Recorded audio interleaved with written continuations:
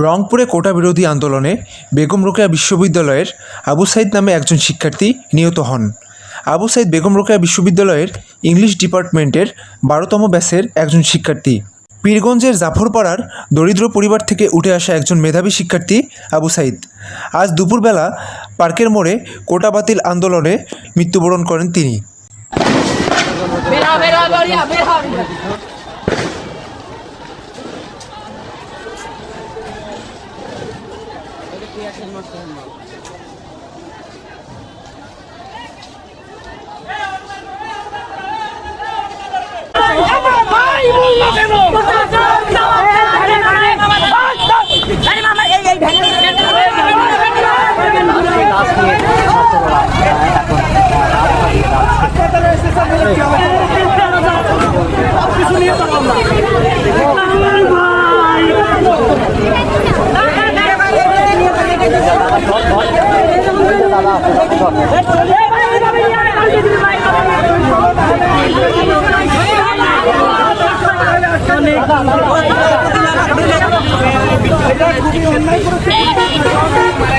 পুলিশের গুলিতে ছাত্রলীগের গুলে আমার ভয় মারা গেল।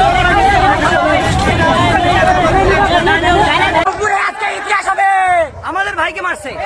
বিচার চাই, বিচার চাই, এর বিচার জবাব চাই।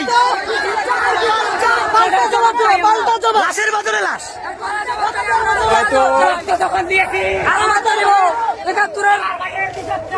আমরা আমাদের যৌক্তিক দাবি করতেছি, কিন্তু আমাদের রাজাকার বললো কেন? আমরা কি রাজাকারের সন্তান নাকি? না আদায় করার পর থেকে আমরা কি বাঙালি না? আমরা কি বাঙালি না? এই পতাকা জড়িয়ে বলতেছি আমরা বাঙালি। আমাদের কেন রাজাকার বললো? রাজাকার হলে তো আমরা পতাকা নিয়ে বেরোতাম না। আমার ভাইয়ের রক্ত, আমার বোনের রক্ত,